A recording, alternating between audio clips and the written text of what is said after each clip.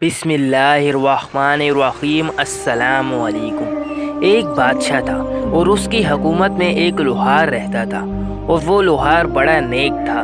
वहाँ चोरियाँ बहुत होती थी, इसलिए बादशाह ने वहाँ सख्त नाकाबंदी का हुक्म दे दिया था और लोहार को भी दूसरे शहर जाना था। और उसी रास्ते पर सिपाहियों ने 10 चोर पकड़ लिए थे। उनमें से एक चोर भाग गया था। सिपाही अपनी जान बचाने के लिए किसी की तलाश में थे। ये लोहार आता दिखा तो सिपाहियों ने इस बेकसूर को उठाकर उन चोरों में डाल दिया और बादशाह के सामने पेश कर दिया। बादशाह ने देखा तो चलो अब ये सब चोर हैं, कैद खाने में कैद करने का हुक्म दे दिया। वो लोहार समझ गया कि ये खुदा की आजमाइश है और ये मसला खुदा ही हल कर सकता है। वो लोहार रोज़ाना रात को वज़ू करता और सजदे में जाके खूब रो रो के दुआएं करता था। सिपाही सब देखते रहते थे। हुआ एक दिन ये कि बादशाह को एक दिन ख्वाब आया कि 4 लोग बादशाह का तख्त उठाकर उलट रहे हैं। बादशाह डर के उठ गया, दुआ पड़ी और फिर सो गया। फिर वही ख्वाब देखा। जब तीसरी मर्तबा उस बादशाह ने यह ख्वाब देखा तो बादशाह बहुत डर गया। वो बहुत परेशान हुआ, थोड़ा सोचा और उसी रात जेलर को बुलाया और पूछा कि अपने कैद खाने में अंदर कोई बेकसूर, कोई मजलूम तो कैद नहीं है। जेलर ने कहा कि बेकसूर तो मुझे पता नहीं, लेकिन एक कैदी है जो रोज़ाना रात को दुआएं करता है और ज़ोर ज़ोर से रोता है। बादशाह ने कहा जल्दी बुलाओ उसको।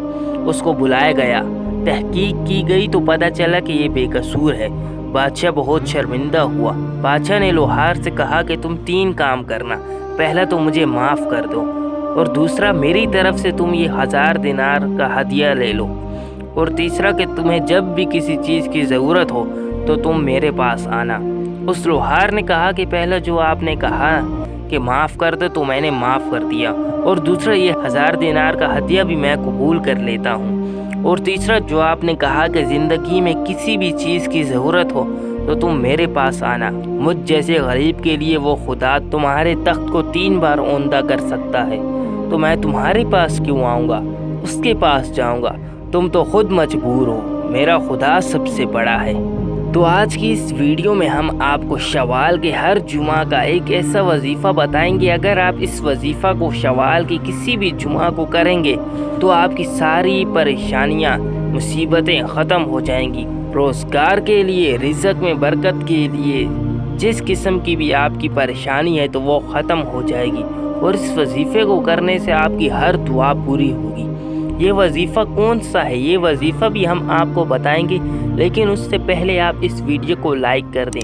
और अगर आपने अभी तक हमारे चैनल को सब्सक्राइब नहीं किया है तो ये जो लाल रंग का निशान है, जल्दी से आप इसके ऊपर क्लिक करके हमारे चैनल को सब्सक्राइब कर दें और ये जो साथ में घंटी का निशान है आप इसे भी ज़रूर दबाएँ। हमारे चैनल में आपको ऐसी ही वीडियोज़ मिलती रहेंगी। तो आपने शवाल के किसी भी जुमा को नमाज फजर या नमाज असर अदा करने के बाद आपने सबसे पहले 80 मरतबा दुरूद पाक पढ़ना है और उसके बाद आपने 101 मरतबा या नाफिओ पढ़ना है और उसके बाद आपने आखिर में फिर से 80 मरतबा दुरूद पाक पढ़ना है। ये सब पढ़ने के बाद आपने अल्लाह पाक से दुआ मांगनी है। तो इस वजीफ़े की बरकत से आपकी सारी परेशानियां ख़त्म हो जाएंगी। आपके रिज़्क़ में ढेर सारी बरकत होगी। अल्लाह पाक आपकी दुआ को कबूल फरमाएंगे और आपकी परेशानियों और मुसीबतों को ख़त्म कर देंगे।